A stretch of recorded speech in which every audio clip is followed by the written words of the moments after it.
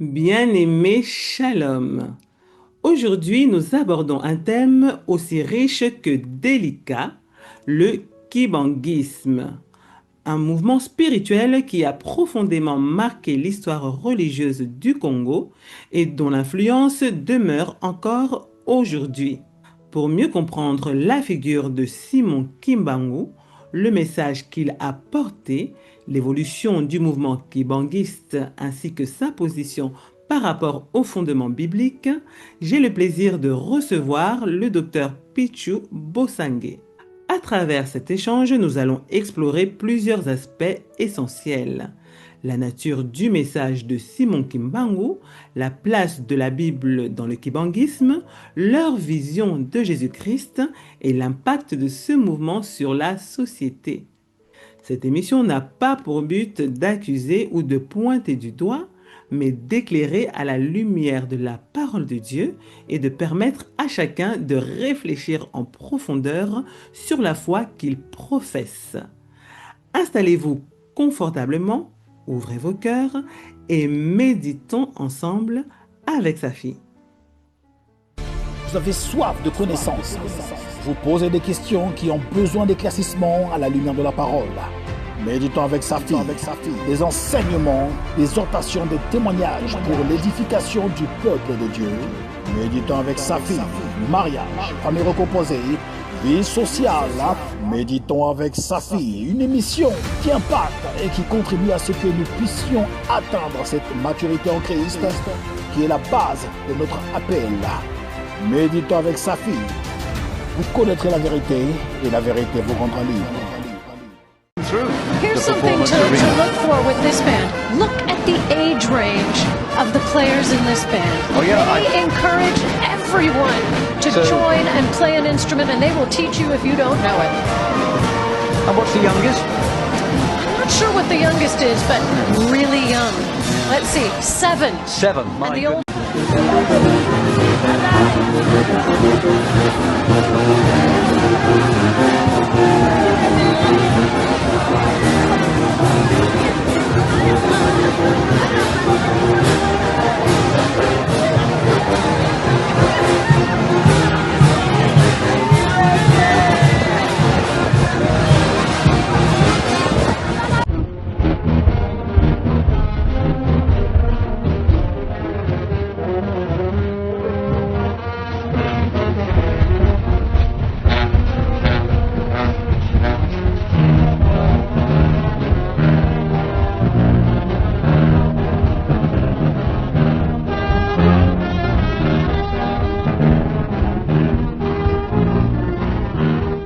Docteur Pichu Bosangue, Shalom. Merci encore une fois d'avoir accepté notre invitation. Shalom, ma sœur Safi, de cette opportunité que vous nous offrez encore une fois de participer à cette émission Méditons avec Safi. Et je salue aussi tous les enfants de Dieu, toutes celles et tous ceux qui auront la grâce de Dieu de pouvoir nous suivre. Nous vous saluons au nom du Seigneur Jésus.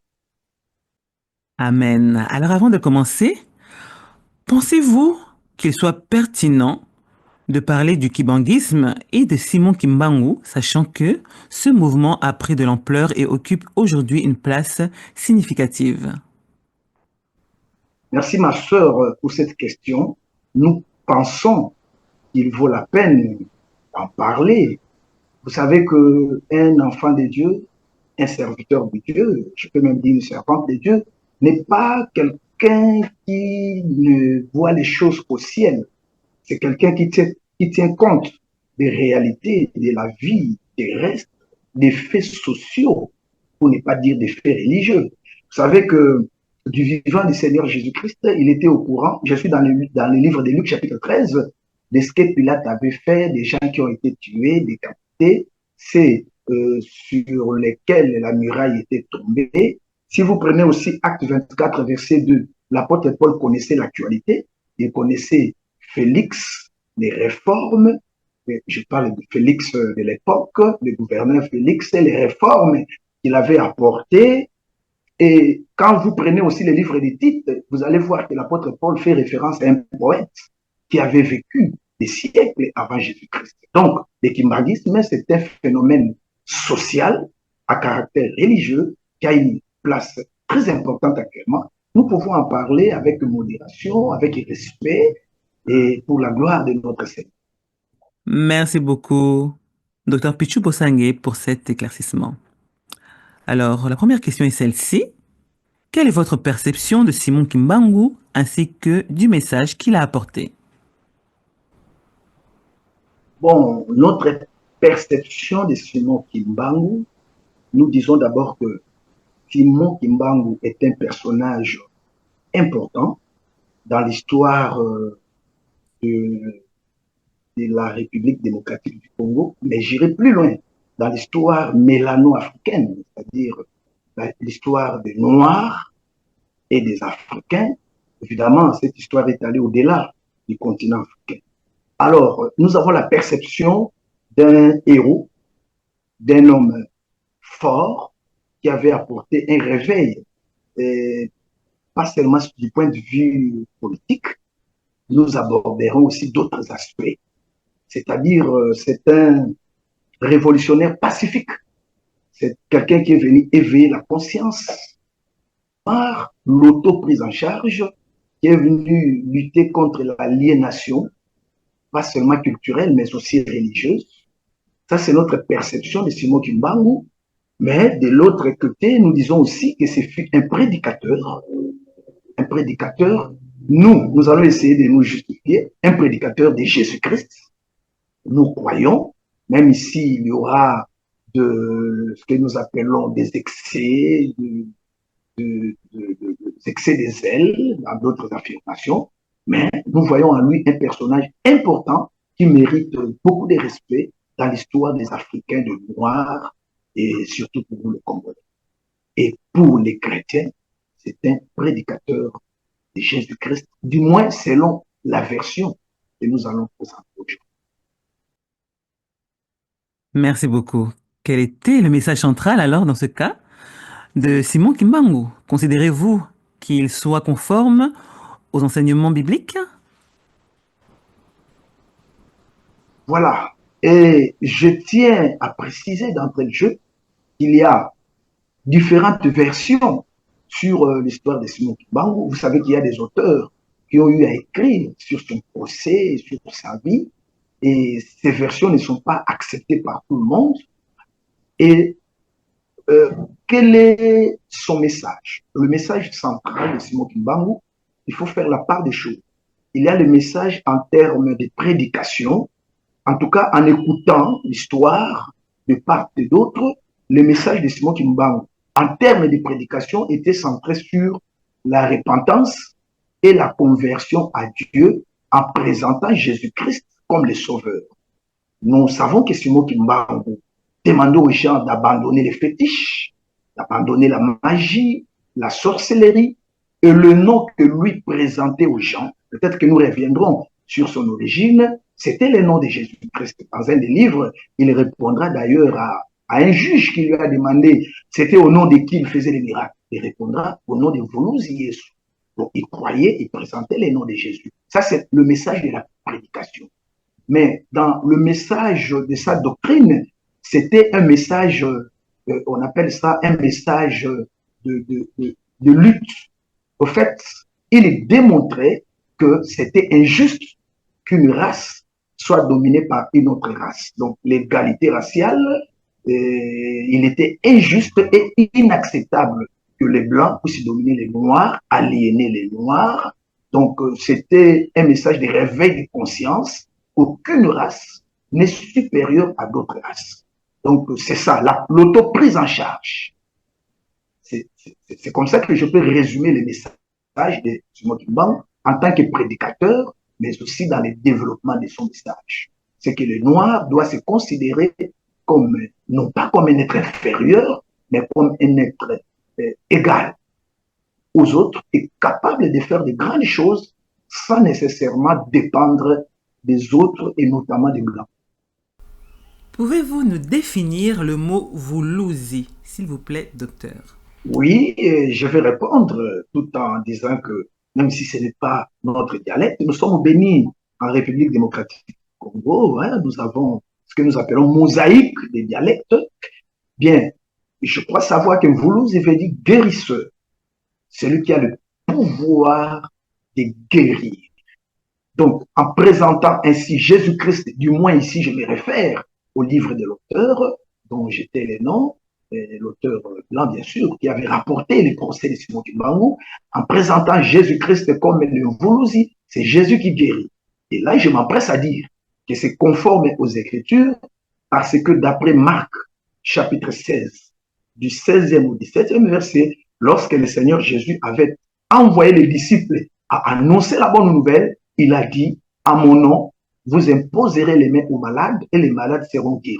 Donc le Mvuluzi, c'est Jésus-Christ, et Simon Kimbangu utilisait le nom de Jésus-Christ comme le Mvuluzi des malades. Et je voudrais en profiter, si vous le permettez, ma soeur Safi, parce que je n'avais pas répondu à la partie de la question si son message était fondé sur les Écritures. Et je réponds tout de suite, c'est oui. La repentance et le pardon des péchés, l'abandon des fétiches et de tous les péchés qu'il prêchait, c'est conforme aux Écritures, selon Luc, chapitre 24, du verset 45 au 46e verset. La repentance et le pardon des péchés devaient être prêchés au nom de Jésus. Et l'égalité raciale qu'il prône est également conforme aux Écritures. Parce que d'après la Bible, aucune race n'est supérieure à une autre. Et dans les Actes chapitre 17, à partir du verset 26, l'Écriture dit que tous les hommes issus d'un même sang devaient se répandre sur toute la surface de la terre. Donc, le message de Simon Kimbangu en ce qui concerne l'égalité raciale est conforme à la parole de Dieu. Donc, avec plus de précision encore, quelles sont les origines du message de Simon Kimbangu et quelles raisons ont motivé l'hostilité des autorités coloniales à son égard? Oui, merci pour cette question. Encore une fois, nous répondons selon les renseignements que nous avons, parce que nous avons toujours l'oreille ouverte. Vous savez, nous sommes la race de Jacob. Jacob, avant de retourner au pays de ses pères, il observait le visage de Laban et il écoutait aussi les paroles des fils de Laban. Ce sont des signes prophétiques pour nous indiquer le temps de partir. Vous savez, les visages, ce sont les événements, ce sont les faits sociaux, tandis que les sons, ce sont des théories, les doctrines que nous écoutons pour nous renseigner. En fait, l'origine du message de Simon Kimbangu est présentée différemment, ou plutôt c'est complète. Et il semblerait qu'il y aurait d'abord eu des messages sur sa naissance, avant même qu'il vienne au monde. Pas? Il y aurait eu déjà des prophéties, même son nom serait déjà annoncé avant qu'il soit né. Cela ne peut pas nous sembler étrange, parce que nous croyons que Dieu est capable d'annoncer des événements bien avant, pourvu que cela se conforme aux Écritures. Et ensuite, pendant qu'il était chez ses parents, disons du moins celles qui l'élevaient, ils auraient reçu la visite d'un missionnaire blanc qui fouillait, parce qu'à l'époque, il y avait la confrontation entre le catholicisme et le protestantisme. Je n'entre pas dans les détails, mais ils avaient accueilli ces blancs, les missionnaires, mais avant son départ, il aurait dit des choses sur le futur de Simon Kimbangu, qui alors n'était qu'un jeune enfant. Il lui aurait aussi remis une épée. Mais la chose la plus importante, selon ce qui est rapporté, Simon Kimbangu aurait reçu une révélation divine, Dieu lui confiant les messages. Donc, la vocation de Simon Kimbangu serait céleste ou divine. Il lui aurait été confié la mission d'annoncer les messages qu'il avait commencé à annoncer, dont je viens de parler en quelques mots, c'est-à-dire la repentance, abandonner les fétiches, retourner au Dieu créateur, présenter les noms de Jésus. Donc, c'est de cette façon-là qu'il aurait reçu les messages. Donc, il n'était pas sur le banc de l'école. Et comme un théologien, il apprend des choses, il va aller prêcher. Non, non, non. C'était une révélation. D'ailleurs, là, je bascule à la deuxième partie de la question. L'origine de l'hostilité des autorités coloniales. Mais vous savez, les autorités coloniales s'étaient servies de la Bible, de la religion, pour couvrir leur visée. En réalité, leur visée était économique. C'était la prédation. Vous savez que la plupart des missionnaires qui venaient n'étaient que des apparts, n'étaient que des instruments. Alors, le message de Simon Kimbangu prenait le contre-pied de leur visée. Parce qu'au fait, en écoutant Simon Kimbangu, le peuple se rendait compte que les Blancs n'étaient pas aussi supérieurs qu'ils les prétendaient. Donc, il révolutionnait les esprits des gens. Parce qu'il voulait faire croire aux gens que l'on ne peut recevoir quelque chose venant de Dieu que si l'on passe par les colonisateurs, les colons. Donc, c'est eux qui connaissent Dieu, et ainsi de suite. Alors, Simon Kimbangu, dans son message, il démontrait aux gens que non, Dieu peut visiter un noir autant qu'il peut le faire pour les Blancs. Et cela a fait peur aux colons, parce que cela devait avoir des répercussions. Des répercussions, c'est-à-dire les gens devaient se demander pourquoi alors doit-il nous exploiter? Pourquoi alors devons-nous nous soumettre? Donc, c'est la crainte, la peur de la répercussion.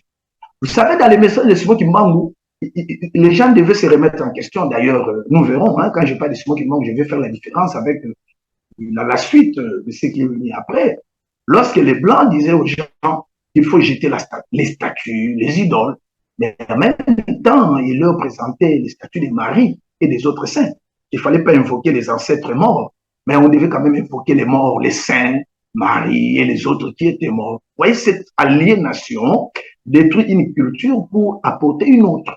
C'était vraiment, il se voyait en danger par rapport au message de Simon. Donc, c'était un révolutionnaire pacifique par son message, et jusqu'à aujourd'hui, nous le verrons. Parce qu'il y en a qui n'ont pas tiré profit de cet héritage culturel et religieux. Voilà l'origine de la peur du colon. Je veux vous dire que c'est la même peur aujourd'hui, hein? Même les dirigeants politiques ou religieux, si les Blancs sentent que dans son message, le peuple opprimé se réveille, en tout cas vous devenez la bête noire. C'est le cas pour Simon Kimbangu dont nous parlons aujourd'hui. Alors, distinguez-vous aujourd'hui une différence notable entre Simon Kimbangu en tant que figure historique, le mouvement kibanguiste qui en a découlé et l'église kibanguiste actuelle qui est structurée et institutionnalisée? Oui, la différence, il y en a, ma soeur Saki. Vous voyez, lorsque un personnage vient, je vous ai dit que Simon Kimbangu n'était pas issu d'une institution, d'une école théologique. Non, c'était, on va dire, Abnil ou quelqu'un qui sort du vide. En fait, selon lui, il ne sortait pas du vide parce qu'il était envoyé par Dieu. Mais après Simon Kimbangu, puisqu'il faut dire qu'il y avait des gens qui ont cru en son message, qui ont été persécutés. On va parler des relégués. Il y a des gens qui ont subi des atrocités, des brimades, des persécutions à cause de Simon Kimbangu. Bon, après son départ, il faut aussi reconnaître l'effort de ses fils, dont je peux citer notamment Diangenda, qui avait joué un rôle pour la reconnaissance officielle du mouvement de l'église kimbanguiste, parce qu'il travaillait dans la clandestinité. Vous voyez que c'est une longue histoire. Même les chorales ici à Kinshasa, il y en avait en clandestinité par-ci, par-là, mais il fallait obtenir l'autorisation. Ça, c'était l'œuvre de Dieu. Mais néanmoins, l'organisation, l'institutionnalisation, la structure qui est venue est devenue tout à fait autre chose que le message de Simon Kimbangu. Au fait, Simon Kimbangu, c'était plus le message qui devait révolutionner les gens par rapport, j'ai dit, moi, je me focalise pour le nom de Jésus, et par rapport à leur salut, la repentance, au développement. Mais aujourd'hui, c'est pratiquement une entreprise, hein, passez-moi l'expression, une entreprise religieuse. Les gens se sont accaparés de ça. La preuve en est que, pendant que nous parlons, il y a la division. Il y a eu beaucoup de choses dont je ne vais pas parler ici pour le respect des gens. Vous savez, les spectacles désolants que nous avons quand nous les suivons. Donc, ce que nous appelons aujourd'hui la structure, l'organisation, l'église, c'est tout à fait autre chose par rapport au message. C'est pourquoi je vous dirais qu'il y a eu beaucoup de doctrines écrites, forgées, qui se développent dans leur théologie, et qui baguissent, ainsi de suite, qui n'ont rien à voir nécessairement avec le message de Simon Kimbangu lui-même. Donc, il y a une différence. Aujourd'hui, c'est une organisation dont beaucoup de gens tirent le profit. C'est devenu un héritage sur le plan mercantiliste, beaucoup de choses, c'est pourquoi ils se divisent. Donc, il y a une différence. Alors, permettez-moi, la sœur Safi, pour dire que cela n'est pas une particularité au kimbanguisme. Lorsque venez-vous du grand prophète Moïse, envoyé par Yahweh, qui est venu avec la loi. Mais après Moïse, il y a eu des courants, il y a eu des sectes, allais-je dire. Il y avait des Sadducéens, il y avait des pharisiens, et tous ces gens se réclamaient de Moïse. Et quand vous lisez Matthieu chapitre 23, le Seigneur a dévoilé leurs vraies intentions. Et il en a montré d'ailleurs plusieurs qui travaillaient par cupidité en se servant de Moïse. Parce que le Seigneur leur a démontré que ce que Moïse avait dit dans la loi et ce qu'eux faisaient était tout à fait différent. De même, le grand Seigneur Jésus-Christ, le sauveur de toute l'humanité et de toutes les races, après son passage sur la terre, en dehors de sa vraie église, qui n'est pas notre sujet aujourd'hui, il existe plusieurs églises appelées églises, plusieurs organisations religieuses. Que dire alors de l'apôtre Paul? 1 Corinthiens chapitre 1er, du verset 10 jusqu'au 13e verset. Il y avait des gens qui se réclamaient, moi je suis de Paul.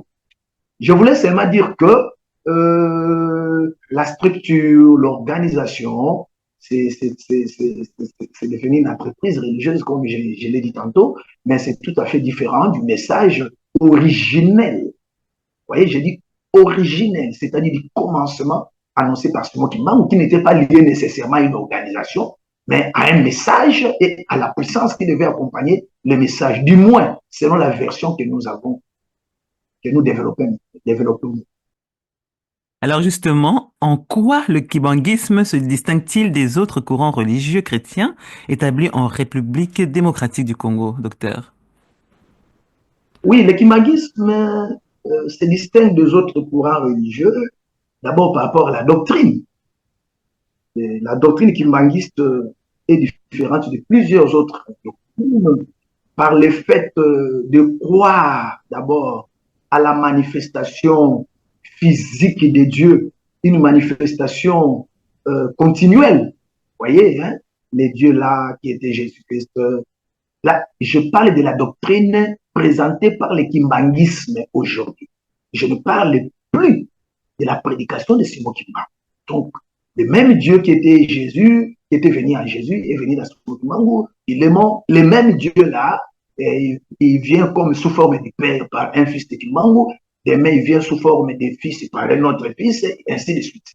Donc, à notre connaissance, en dehors de certains mouvements, parce qu'il faut dire que le kimbanguisme a eu des ramifications, mais la plupart des églises n'ont pas cette confession. Ça, c'est du point de vue doctrine. Et si vous permettez, je dois là déjà vous dire que cette assertion n'est pas conforme aux Écritures. Parce que d'après la Bible, Dieu dans la chair, dans toute sa plénitude, ne s'est manifesté qu'une seule fois dans les corps de Jésus-Christ.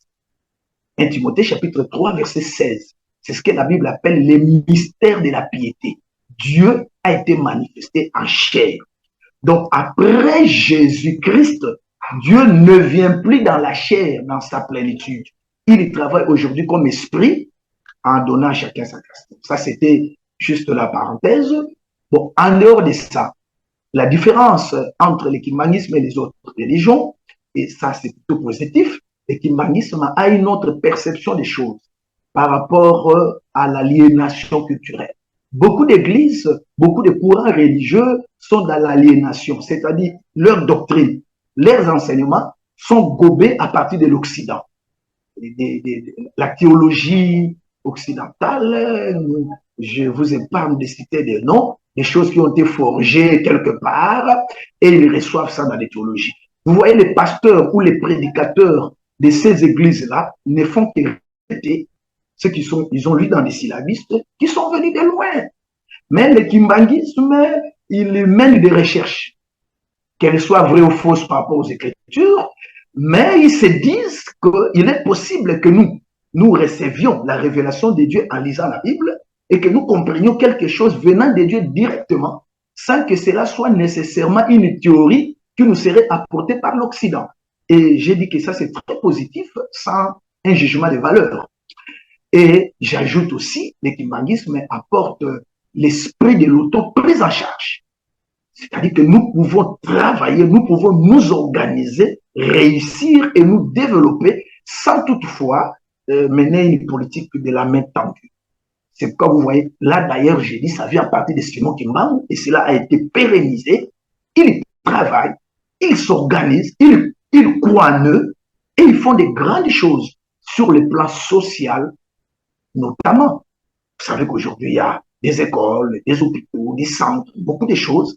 C'est parce que ce sont des gens qui sont capables. Et je pense que cet esprit peut, si cet esprit animait les Congolais, les Africains et autres, nous pourrons croire que par nous-mêmes aussi, en travaillant, et nous pouvons aller plus loin. Je ne veux pas dire que même les gouvernements africains, s'ils jetaient un coup d'œil dans cet esprit-là, ça pouvait nous pousser, nous booster à travailler et non pas rester des éternels enfants en train de tendre la main à nos parents occidentaux.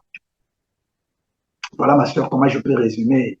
Mais je vous épargne d'autres distinctions que j'appelle mineures, hein, telles que dans leur tenue, ils ont une tenue spéciale, vert, blanc. Je parle en termes de tenue blanche et verte. Quoique là aussi, je dois préciser que bibliquement, les croyants bibliques en Jésus-Christ n'ont pas une tenue physique, hein, parce que la Bible dit dans Romains, chapitre 13, le verset 14, revêtez-vous du Seigneur Jésus-Christ. Donc, le véritable chrétien ne s'identifie pas par rapport à une couleur ou des vêtements, mais il s'identifie par rapport à la vie de Jésus-Christ. Donc, ça, c'est par rapport aux kimbanguistes, mais aussi leur musique aussi est différente. Vous savez qu'après, ils se sont organisés, ils utilisent des fanfares. C'est une longue histoire, j'ai l'habitude de les suivre, comment ils ont travaillé dans leur musique. Au fait, ça aussi, c'est une sorte de révolution. Vous voyez ici chez nous, quand, heureusement que ça commence à changer, quand on parlait de l'adoration, pour adorer le Seigneur, on pensait qu'il faut chanter à un rythme franco-américain. Alléluia, Jésus. Et on dit que cet homme chante l'adoration. Alors que si vous allez chez les Français, même les païens français, ils chantent avec ces rythmes-là. Donc c'était au moins pour montrer que l'on peut adorer, chanter Dieu, même selon nos rythmes à nous. Donc ça, c'est une révolution positive. Hein? Donc là, je ne juge pas selon les Écritures, mais je démontre, ça nous a montré que peu importe votre culture, vous pouvez adorer Dieu selon votre culture. Mais non pas venir dire aux gens, ne chantez pas selon les rythmes des Mbaka, ne chantez pas selon les mélodies mongo, mais voilà comment on doit chanter. Mais la manière dont vous chantez, nous retrouvons cela chez les Français et chez les Américains. Donc c'est une aliénation. Donc voilà un peu un élément que je pouvais porter par rapport à la particularité kimbanguiste. En parlant justement du mode vestimentaire, je pensais que votre tenue était, si je puis dire, représentative, cher docteur. Je constate que vous portez une très belle chemise vert citron accompagnée d'une jolie cravate et je me disais que vous vouliez peut-être rendre hommage à la communauté kibanguiste. Bon, vous savez que je vous taquine un peu. Alors, sinon pour parler rapidement de la musique, j'ai vu certaines personnes qui auront pris le temps de faire des montages vidéo en superposant de la musique dite profane sur des clips dits chrétiens. Et cela dans le but de souligner qu'il n'y avait pas de différence. Qu'en dites-vous, s'il vous plaît, cher docteur? Et cette question qui s'est fait inviter maintenant. Oui, effectivement, aujourd'hui, il y a la mondanité. Vous savez, tout ce que nous pouvons faire, Colossiens chapitre 3, le verset 17, on peut commencer même à partir du verset 16. La Bible dit, quoi que vous fassiez, en parole ou en œuvre, faites tout au nom du Seigneur Jésus. Et quand on dit au nom du Seigneur Jésus, on fait référence également à la parole. Parce qu'à la fin, on dit, en rendant par lui gloire à Dieu le Père. C'est-à-dire qu'on ne peut pas chanter en dehors des Écritures. Aujourd'hui, il y a la mondanité, c'est-à-dire que l'on prend juste un chant mondain, on enlève là, on a mis chéri, mon amour, on remplace par Jésus. Nous voyons même des danses qui sont pratiquement des copies-collées. Quand je parlais du kimbangisme, vous voyez, il y a il y a la pudeur, il y a la simplicité. Vous voyez, quand ils font leurs marches, même si je ne comprends pas grand-chose dans ce qu'ils chantent ou même dans leurs fanfares. Au fait, ce que moi je voulais dire, on ne doit pas parler en termes de rythme ou de mélodie. Si vous permettez, je peux prendre un exemple. Par exemple, quand on dit, je prends un exemple, passant tout au monde en coloé, tongwama, netwama, passant tout au monde en Cette manière de chanter, vous pouvez le trouver chez les Ngala à l'Équateur. Ces rythmes-là. Vous voyez, c'est naturel, c'est notre culture. Mais nous chantons pour le Seigneur. Mais c'est différent avec les mondains, les païens, les gens qui se droguent, qui composent des chansons pour séduire. Au fait, qu'est-ce que le diable fait aujourd'hui? Je vais ouvrir la parenthèse.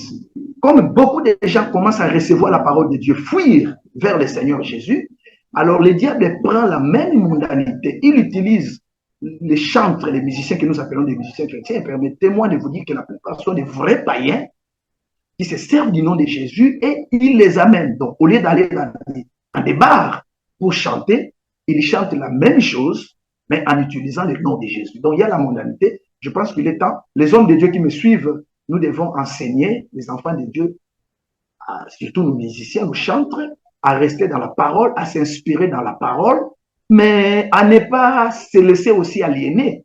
Donc nous avons nos cultures, nos rythmes, mais chantons la parole, chantons les Écritures. Je ne suis pas en train de dire que les rythmes ou les mélodies occidentales ou ailleurs est mauvaise, non. Mais j'ai dit qu'il ne faut pas considérer notre mélodie à nous comme étant païenne et une autre comme étant meilleure, non.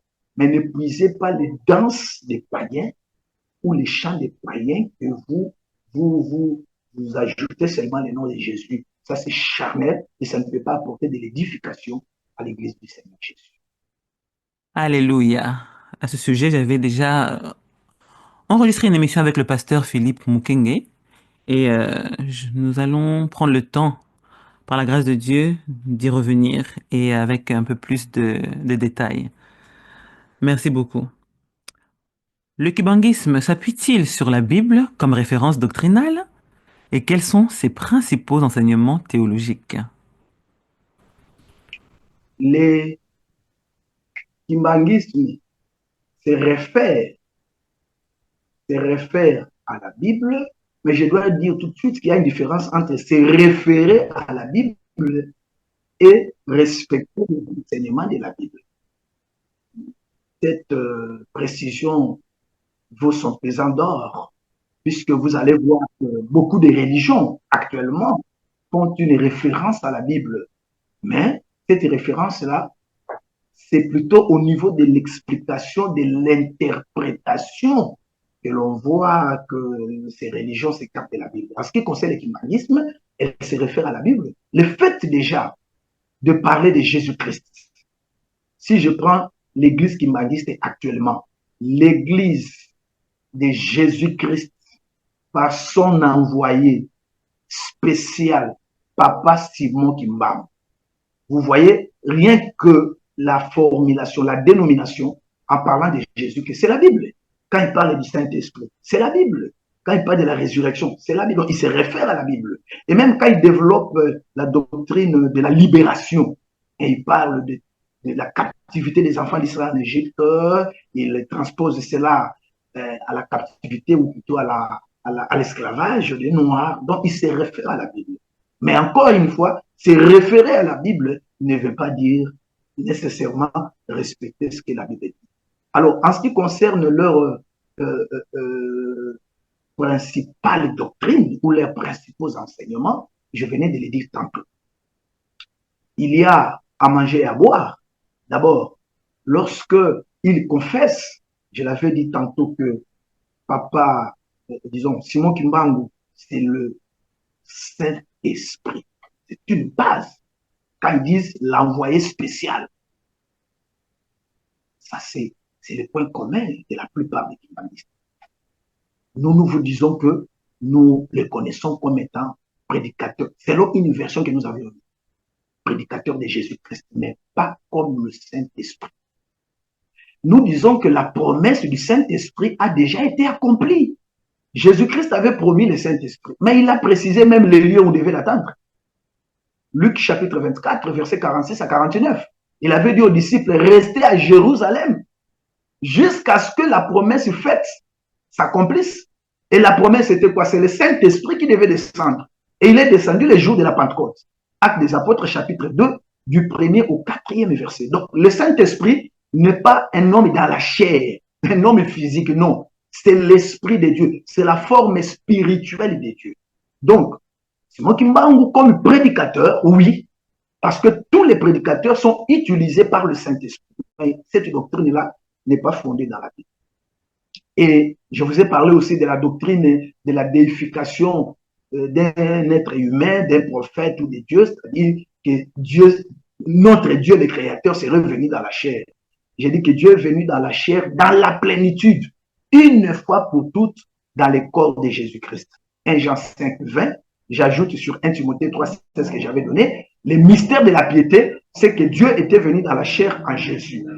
Et j'ai dit que cette doctrine-là se ramifie, parce que à part Simon Kimbangu, on va nous présenter l'un de ses fils comme étant Jésus, malheureusement qui est mort. Et je dois vous dire que si vous prenez la Bible dans l'épître aux Romains, chapitre 6, vous allez remarquer que la Bible dit que Jésus-Christ, ressuscité des morts, ne pouvait plus mourir. Romains, chapitre 6, je vous donnerai l'écriture, verset 9.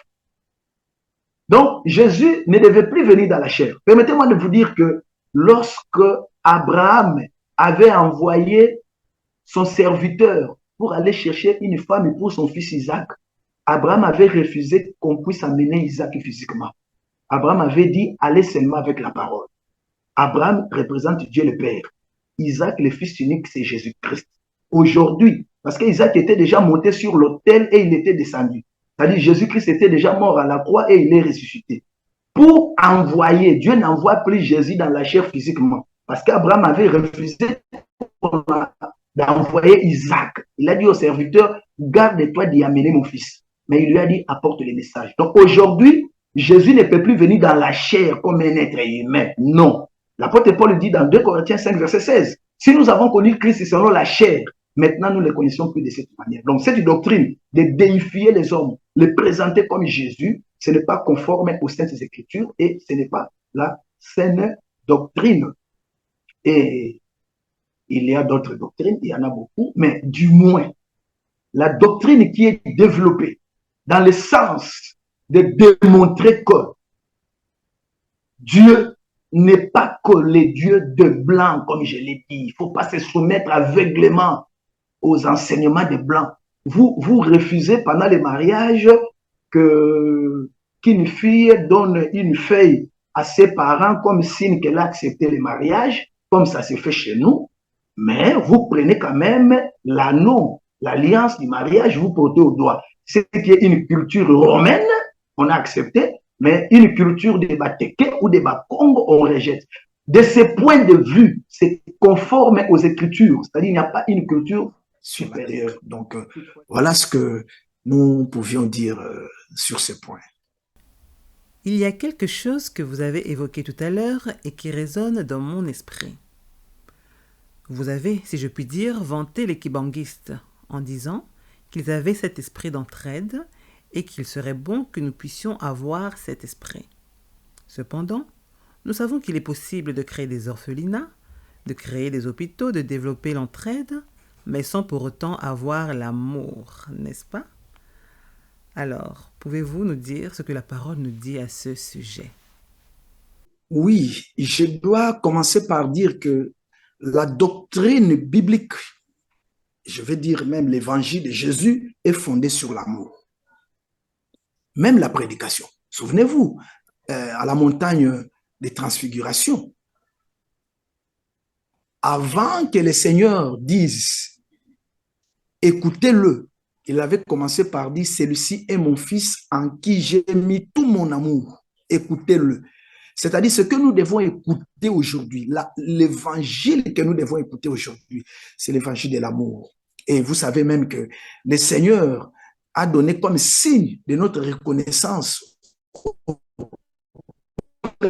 du monde que nous sommes ses disciples si nous nous aimons les uns les autres. C'est-à-dire c'est l'amour qui est à la base de l'assistance.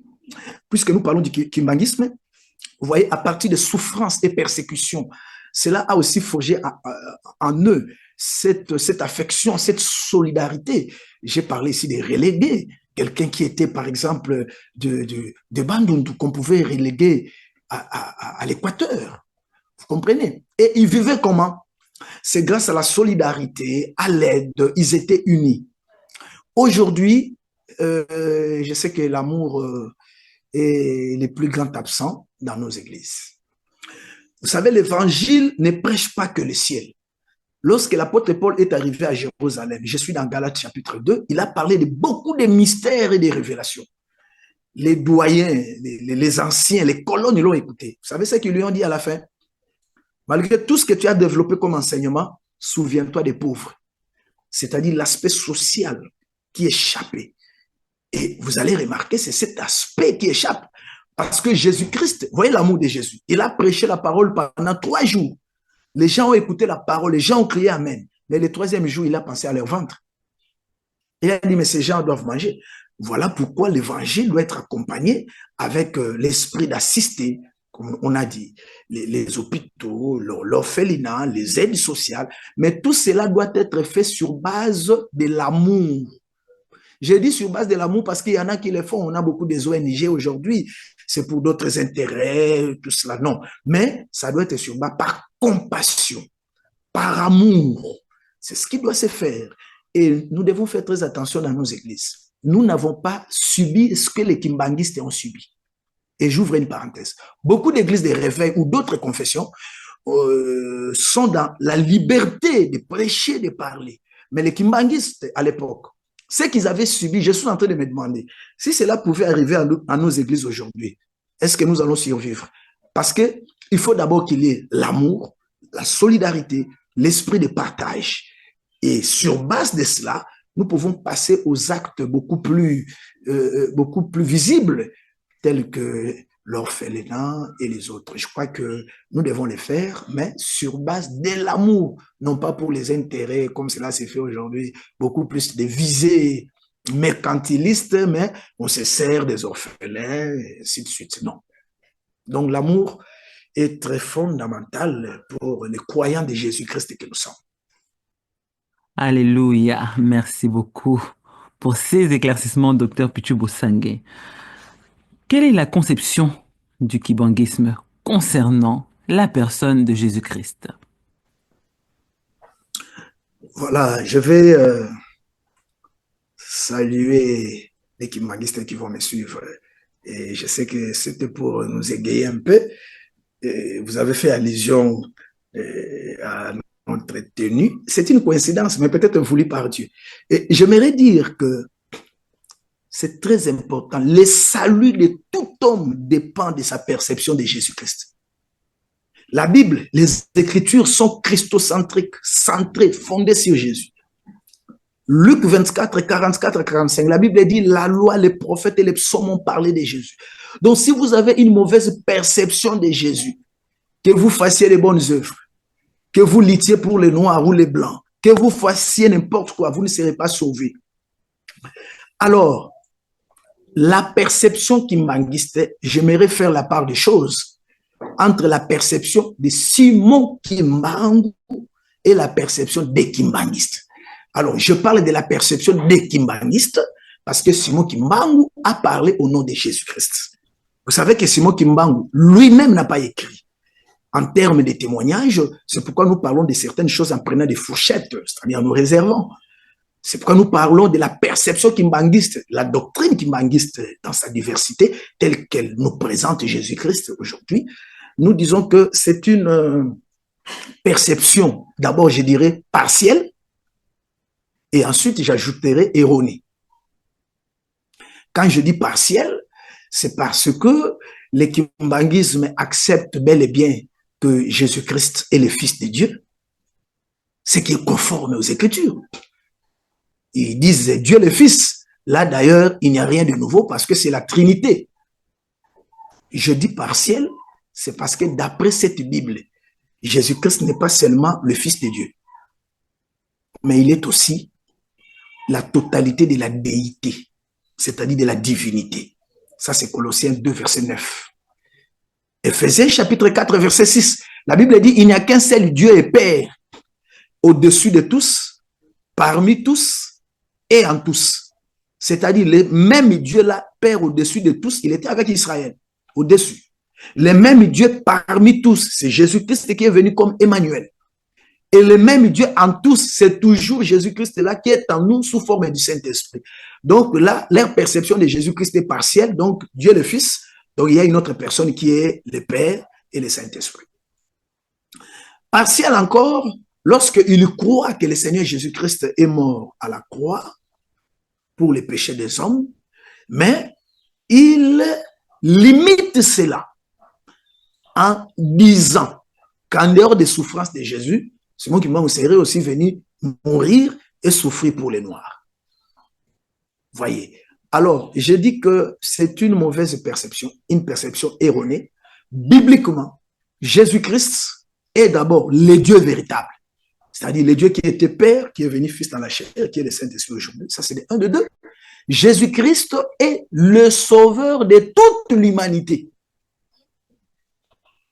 Donc, il n'est pas mort seulement pour les Blancs, ni pour la libération des Blancs, mais il est mort pour toutes les races. 1 Jean chapitre 2, j'aime ça, du premier au deuxième verset, l'apôtre Jean qui était un juif, il dit, Jésus-Christ qui est mort non seulement pour nos péchés, là il disait nos péchés, leurs péchés à eux, mais il ajoute, mais aussi pour les péchés du monde entier.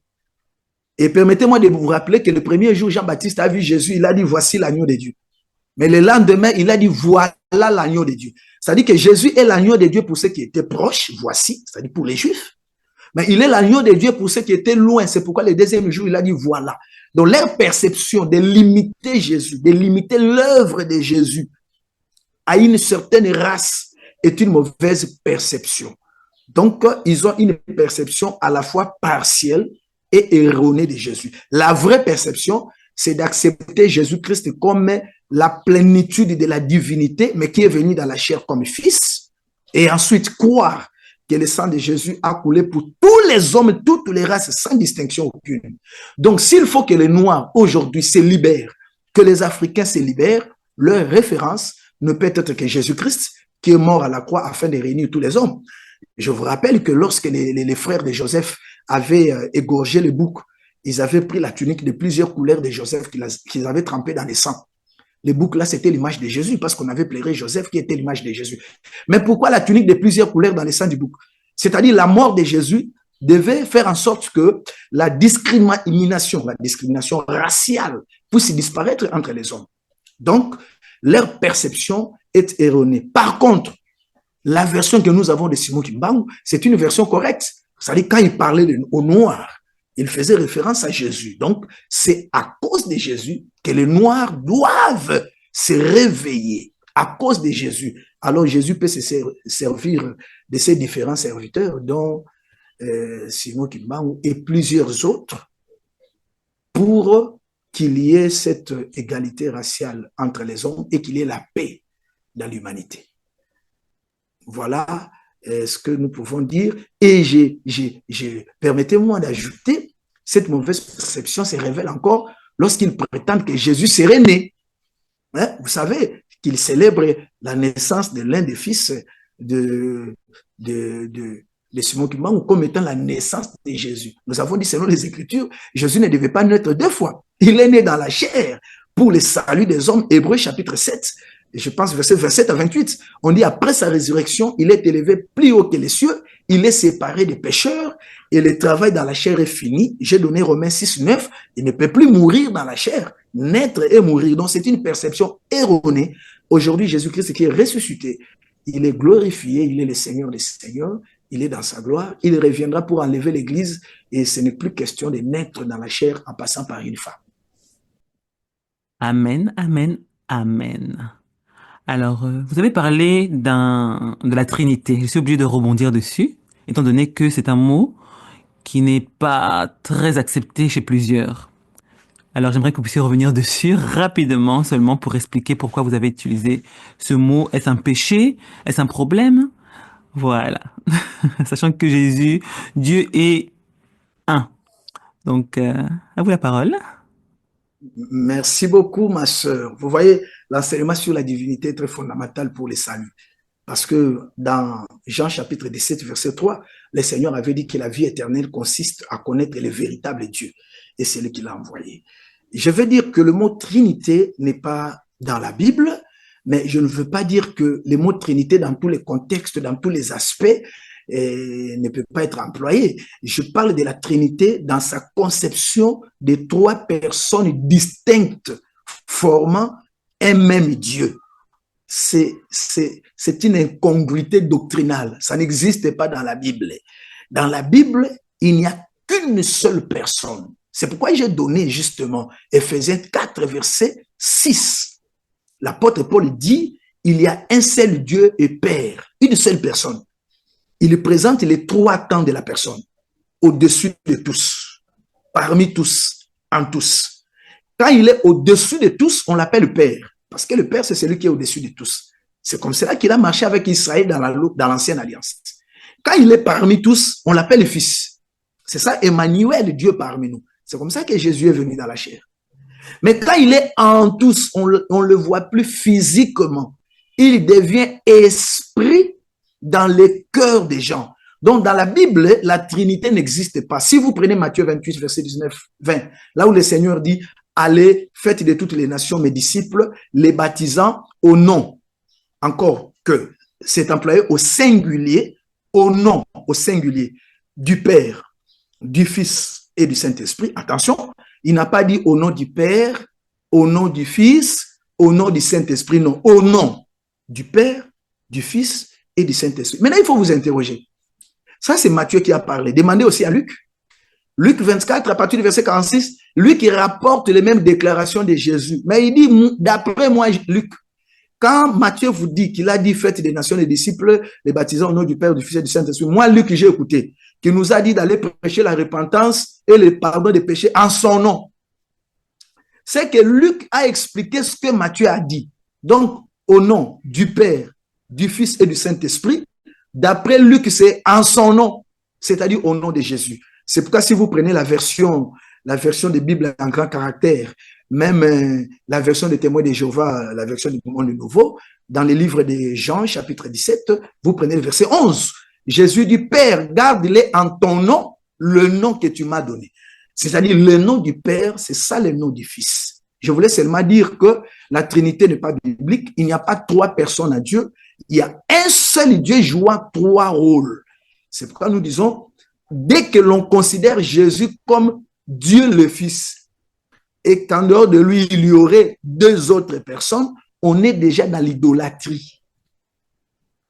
1 Jean 5, verset 20, la Bible dit, le Fils de Dieu est venu, il nous a donné l'intelligence pour connaître le véritable Dieu, et nous sommes dans le véritable. Qui est ce véritable? En son Fils Jésus-Christ, c'est lui qui est le Dieu véritable et la vie éternelle. Et quelle est la conclusion des gens? Petits enfants, gardez-vous des idoles. C'est-à-dire que toute divinité en dehors de Jésus-Christ, c'est une idolâtrie. Jésus-Christ est lui-même le Père, mais en ce moment, il n'avait pas porté le corps. Il est venu fils, comme fils en portant le corps. Hébreux chapitre 2, verset 14. La Bible dit, puisque les enfants participaient au sang et à la chair, il y a également participé lui-même. Vous voyez, les enfants. C'est lui, il était père. Quand il participe dans la chair, c'est que le père devient un fils. C'est pourquoi quand il promet le Saint-Esprit, qu'est-ce qu'il dit? Je ne vous laisserai pas orphelin, je viendrai à vous. Qui peut laisser orphelin? Ce n'est pas un frère aîné, c'est un père. Donc, il était tout un père, mais dans la chair, il vient comme un frère. Maintenant, il est en nous comme le Saint-Esprit. Donc, je voulais dire que la Trinité n'est pas biblique. Tout doit se faire au nom de Jésus. Selon Colossiens 3, verset 17, quoi que vous fassiez, en parole ou en acte, faites tout au nom du Seigneur Jésus-Christ, qui est Dieu dans toute la plénitude de la déité. Et je précise qu'il n'y a pas de délégation de divinité. Et ça, il faut l'ajouter, hein. Hébreux chapitre 7, verset 24 à 25, Jésus-Christ possède un sacerdoce qui n'est pas transmissible. Donc, il n'est pas question que lui, il était là, Dieu, il est parti, il a transmis sa divinité à un autre homme qui mourra et un autre viendra. Non, non, non. Il est là, il occupe son trône, il y reste, c'est lui qui est le seul. Il ne fait qu'envoyer ses serviteurs et nous respectons les serviteurs de Dieu. Tous ceux qui prêchent au nom de Jésus, nous les respectons. Mais la place de Jésus est gardée. Le sauveur de toutes les races et de toute l'humanité, son nom c'est Jésus-Christ. Voilà, ma sœur Safi. Alléluia, alléluia, alléluia. Au nom du Père Jésus, au nom du Fils Jésus, au nom du Saint-Esprit Jésus. Alléluia. Voilà. Alors nous comprenons par là, donc vous avez pu le dire aussi, hein, donc plusieurs ne le savent pas. Yeshua qui veut dire sauveur, corrigez-moi si je me trompe, et nous comprenons qu'il peut y avoir qu'un seul sauveur, et non trois, plusieurs, il n'y a qu'un seul sauveur, un seul Yeshua. Alléluia. Alléluia. Gloire au Seigneur, merci pour ces éclaircissements. Amen. Quelles sont les principales fêtes célébrées par les kibanguistes et que peut-on en dire d'un point de vue biblique? Oui, les kimbanguistes célèbrent toute une kyrielle de fêtes dont nous pouvons citer quelques-unes. Nous avons la naissance de Simon Kimbangu, nous avons son emprisonnement, les grands événements liés à sa personne. Il y a même des fêtes liées à Maman Mouilou. Et récemment, j'ai appris aussi une fête liée à l'accident de l'un de ses fils qui avait aussi joué un rôle important dans le kimbanguisme.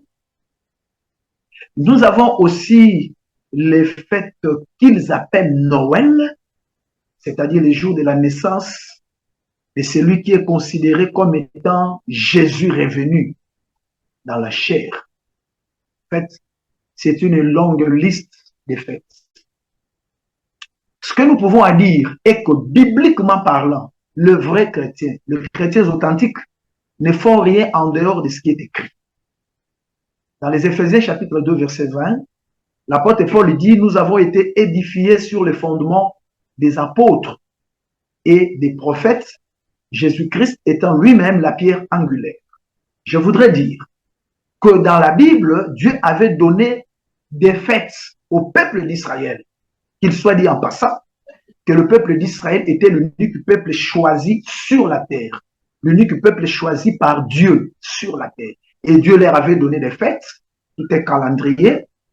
Et nous pouvons retrouver cela notamment dans Lévitique chapitre 23, dans Deutéronome chapitre 16 et ailleurs. Mais toutes ces fêtes-là, la Bible dit, c'était des images et des ombres qui annonçaient, qui parlaient de Jésus-Christ. Colossiens chapitre 2, versets 16 à 17. L'apôtre Paul nous dit que personne ne vous juge aujourd'hui. Au sujet des fêtes, il en a cité quelques-unes. Sabbat, nouvelle lune et autres. Il dit que c'était des choses, c'était des ombres et des choses à venir, mais la réalité ou les corps ou encore l'essence est en Christ. Donc un vrai chrétien aujourd'hui ne peut plus célébrer les sabbats parce que le véritable sabbat, c'est Jésus-Christ lui-même qui a dit « Venez à moi, vous tous qui êtes fatigués et chargés, et je vous donnerai du repos. » Donc les fêtes mosaïques sont déjà expliquées en Jésus-Christ. Donc les kimbanguistes ont bel et bien le droit de célébrer des fêtes, seulement ces fêtes-là ne sont pas bibliques, elles ne sont pas les recommandations de la Bible, et les vrais chrétiens ne peuvent observer que ce qui est recommandé dans la parole de Dieu, c'est-à-dire dans les Écritures. Nulle part, en effet, dans la Bible, on a vu les chrétiens célébrer les jours où l'apôtre Paul avait connu un accident, qu'il aurait été emprisonné, nulle part. Et je dois citer Galates chapitre 4, à partir du verset 11. L'apôtre Paul dit, si vous célébrez encore les jours, les mois, les années, moi, Paul, je crains d'avoir inutilement travaillé pour vous. C'est-à-dire que le saint ne célèbre plus les jours selon les calendriers. Et j'ajoute, au sujet de Noël, parce qu'ils ont transposé le 25 mai au 25 décembre, je dois dire que le Seigneur Jésus-Christ lui-même, bibliquement, n'a jamais recommandé la célébration du jour de sa naissance. Nulle part. Donc, parce qu'il trouve le prétexte qu'en réalité, historiquement parlant, selon les recherches, ça ne pouvait pas être le 25 décembre, c'était au mois de mai. Que cela soit vrai ou faux, mais la saine doctrine de Jésus n'a jamais recommandé la célébration de sa naissance. Par contre, le Seigneur nous a recommandé de nous souvenir de sa mort et de sa résurrection à travers les repas du Seigneur, que l'on appelle communément la Sainte Seine, à travers le pain et le vin. Il a dit, en mangeant ceci et en buvant, vous vous souvenez de ma mort jusqu'à ce que je revienne. Donc, Noël, même au sujet de Jésus, n'est pas biblique. Les apôtres n'ont jamais célébré Noël. Donc, quitter le 25 décembre pour aller au 25 mai, on est en dehors de la Bible, on est en dehors des Écritures, ce n'est pas du tout biblique. Voilà, ma sœur Safi, la réponse que je pouvais réserver à cette question. Si je comprends bien, cher docteur, s'il y a une fête que nous devons nous contenter de célébrer et que nous devons absolument célébrer, est la fête de la Pâque, soulignant que cette fête n'est pas forcément pratique selon tout ce qui se passe autour, la célébration avec le pain et le vin, mais est-ce aussi un fonctionnement, un style de vie? Merci, ma sœur, pour la question. Et je dis que la Pâque que nous devons célébrer aujourd'hui, ce n'est plus la Pâque liée au calendrier au mois de Nisan pour les Juifs, au mois de mai et avril. Parce que la Pâque faisait partie des fêtes qui étaient des ombres et des images dont Jésus-Christ était la réalité. L'apôtre Paul dit dans 1 Corinthiens chapitre 5, verset 7, il dit, Christ, notre Pâque, a été immolé. Parce que quand on parle de la Pâque, on voit l'agneau. Et l'agneau véritable, c'est le Seigneur Jésus qui a été immolé. C'est lui qui a été présenté par Jean. Voici l'agneau de Dieu qui ôte les péchés du monde. C'est que Jésus-Christ, comme Pâque, il n'est pas question de célébrer cela à une date fixée, mais c'est quotidiennement. Quand Paul dit célébrer donc la fête, donc la présence même du Saint-Esprit dans notre vie, c'est pour fêter, c'est-à-dire nous réjouir en Christ, nous rappeler l'œuvre que le Seigneur Jésus-Christ avait accordée. Mais ici, je voudrais en profiter. Il y a une ruse humaine, théologico-humaine, qui voudrait nous parler d'une Pâque avec S et Pâque sans S. Pour dire que la Pâque est chrétienne. Non, non, ça, ce n'est pas dans la Bible. De bout en bout, la Bible ne parle que d'une seule Pâque. Pessa, la Pâque que Moïse avait donnée au peuple d'Israël. Et c'est cette Pâque-là qui représentait Jésus-Christ. Donc, Jésus-Christ, quand il est venu, il était la vraie Pâque. D'ailleurs, il vous souviendra que Jésus a été arrêté pendant que les Juifs célébraient la fête de Pâques. Souvenez-vous encore que pendant la Pâque, Israël, le peuple d'Israël comme prisonnier était sorti de l'Égypte. Et pendant la fête de Pâques, il y avait un prisonnier qui s'appelait Barabbas, qui devait être délivré, libéré, parce que Jésus, l'agneau, était arrêté. Donc la Pâque là, la Pâque dite chrétienne est une invention des théologiens. Ce n'est pas dans la Bible. Dans la Bible, il n'y a qu'une seule Pâque, c'est Jésus-Christ, et c'est lui qui était représenté par l'agneau dans la loi de Moïse comme Pâque. Quand il vient lui-même comme la réalité, il est la véritable Pâque. Donc, nous devons célébrer la Pâque en écoutant la parole, en pratiquant la parole, en vivant la parole, et non pas à attendre un mois, un jour, on célèbre la Pâque, et puis la Pâque est passée, on attend encore l'année prochaine. Non, ça c'est l'ignorance totale de la parole de Dieu. Voilà ma sœur Safi. Plusieurs fêtes juives qui sont mentionnées dans la Bible étaient spécifiquement destinées au peuple d'Israël. Alors, cher docteur, certains se demandent si les Juifs peuvent avoir leur propre fête spirituelle et culturelle, pourquoi les kibanguistes, ou même les Africains de manière globale, ne pouvons-nous pas, nous aussi, célébrer nos propres fêtes religieuses en lien avec notre histoire? Autrement dit, qu'est-ce qui justifierait qu'un peuple ne puisse pas instituer ses propres fêtes, s'il vous plaît, docteur? Oui, et je réponds à cette question de cette manière. Les fêtes qui ont été données aux Juifs, c'était d'abord exclusivement aux Juifs. Si vous prenez les Éphésiens 2, versets 11 à 12, la Bible a dit que nous, les nations, nous étions étrangères, nous, les nations, aux alliances de Dieu avec le peuple d'Israël. Mais attention, quand Jésus-Christ est mort à la croix, il a mis fin aux lois et à ses prescriptions. Éphésiens 2, verset 5. C'est-à-dire que les ordonnances relatives aux fêtes dans la loi de Moïse ont été abolies à la croix parce que Jésus-Christ a accompli la loi dans son corps. C'est pourquoi j'avais évoqué, et je crois avoir évoqué, ou alors si je ne l'ai pas fait, je fais maintenant dans Jean chapitre 12. La Bible dit que pendant que les Juifs fêtaient la Pâque, les Grecs, donc les étrangers, qui nous représentaient nous tous, ils sont arrivés. Mais qu'est-ce qu'ils ont dit aux disciples de Jésus? Nous voudrions voir Jésus. Cela voudrait dire que les Juifs fêtent les fêtes. Mettez-moi cette tautologie. Les Juifs fêtent les fêtes, entre guillemets, de la loi de Moïse, mais les Grecs sont venus chercher Jésus. Cela veut dire que les fêtes, là, selon les calendriers, ont été données aux Juifs dans la loi. Mais à nous, les nations, nous devons chercher Christ parce que cela parlait de Jésus. C'est très important. Alors, si nous prenons l'exemple de la fête des Pâques, au fait, c'est une fête nationale. C'est l'indépendance des Juifs parce que Dieu les avait délivrés de l'Égypte. Mais nous, je prends l'exemple à moi congolais, c'est par exemple le 30 juin.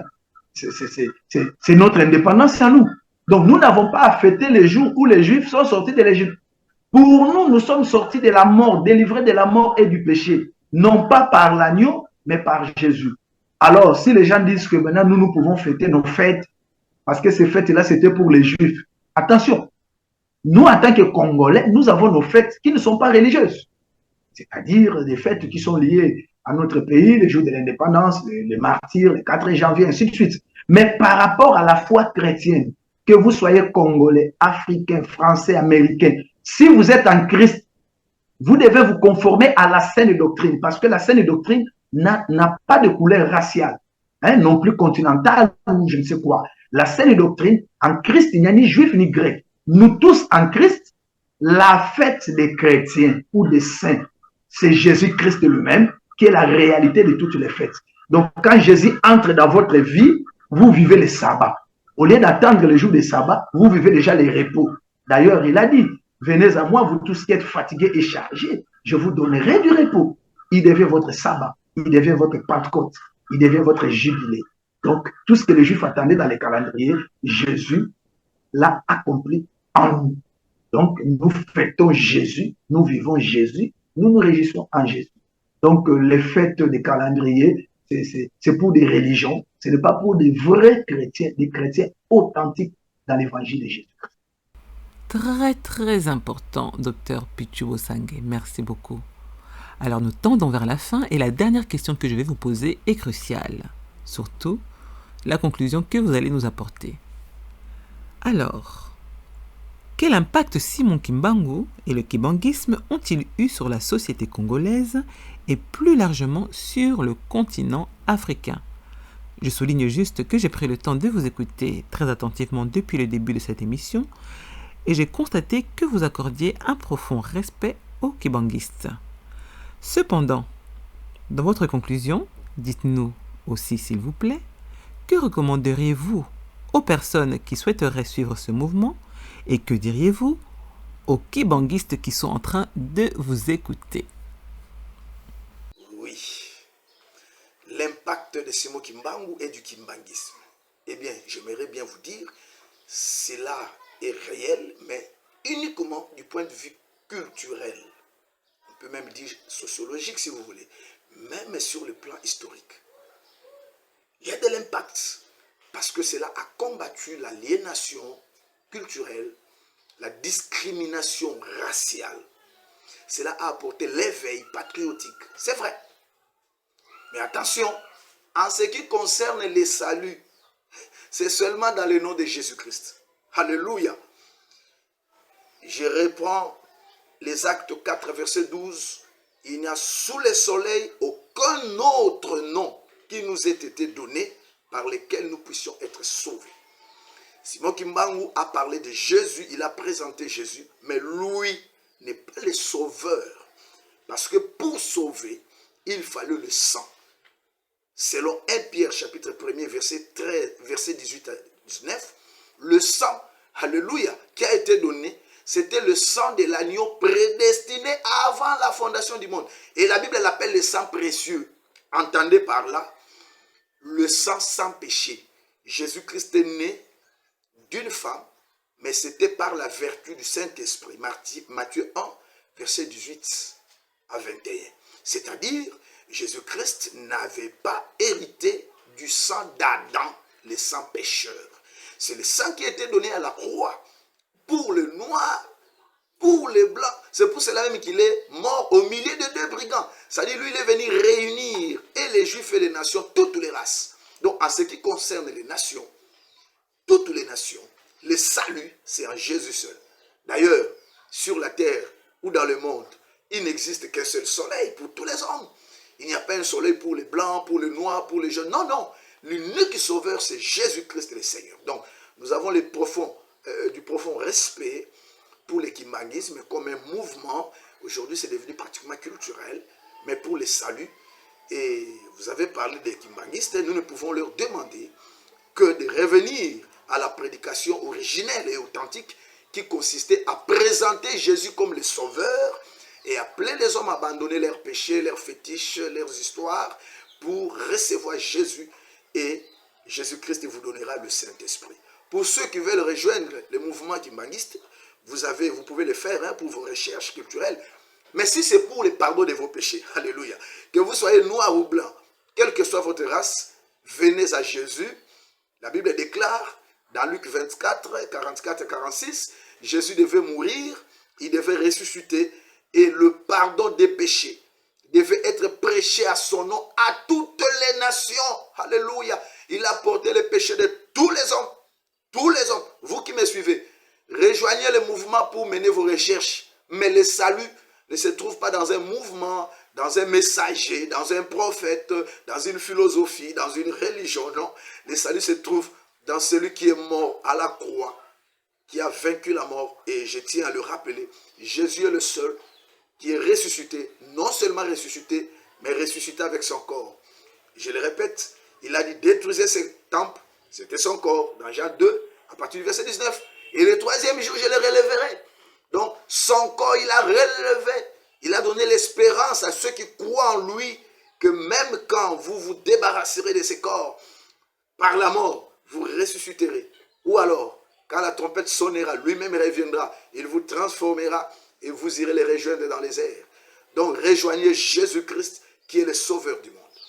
Et je voudrais encore répéter que le Saint-Esprit, ce n'est pas un homme en chair et en sang qui est né d'un père et d'une mère. Ce n'est pas biblique. Ce n'est pas, ça fait partie des déviations. Le Saint-Esprit, c'est la forme spirituelle de Jésus-Christ. Rappelez-vous des Éphésiens 4, 6. C'est lui-même, le même Père, le même Dieu qui était au-dessus, qui est venu dans la chair pour être parmi les hommes et qui vient aujourd'hui entrer dans les cœurs des hommes. Dans Jean 14, n'est-ce pas, à partir du verset 14 jusqu'au 17e, quand il promettait le Saint-Esprit, il se promettait lui-même. Il dit, dans peu de temps, je reviendrai. Je ne vous laisserai pas orphelin, mais je reviendrai à vous. Et il est revenu sous la forme du Saint-Esprit. Depuis les jours de la Pentecôte, Jésus-Christ est le Saint-Esprit qui est dans les cœurs des disciples et qui continue encore aujourd'hui avec nous. Si vous recevez l'évangile, le Saint-Esprit qui n'est pas un homme avec la chair, c'est Christ, il entrera lui-même dans votre cœur et vous conduira. Il n'y a pas trois personnes en Dieu, la Trinité n'est pas biblique, il n'y a qu'une seule personne qui a travaillé comme Père, qui est venu comme Fils, et aujourd'hui il est là comme le Saint-Esprit. Son nom c'est Jésus-Christ. N'oubliez pas que quand Jacob bénissait Judas, alléluia, il a vu Judas comme un lion, comme une lionne et comme un jeune lion. Rejoignez la foi en Jésus. Le salut ne se trouve pas dans une religion, dans un mouvement, ainsi de... Non, non. Le salut se trouve dans la personne de Jésus-Christ, le sauveur des hommes, de tous les hommes, qui pardonne les péchés, qui transforme et qui sanctifie. Voilà. Que le Seigneur vous bénisse. Je demande à tous mes frères et soeurs, à toutes mes sœurs et à tous mes frères qui ont eu l'opportunité de nous suivre, abonnez-vous à l'émission Méditons avec Safi. Cette émission vous offre l'opportunité de méditer la parole de Dieu, de recevoir la vraie connaissance des Écritures pour votre salut éternel. Restez donc accrochés à Méditons avec Safi. Que le Seigneur vous bénisse.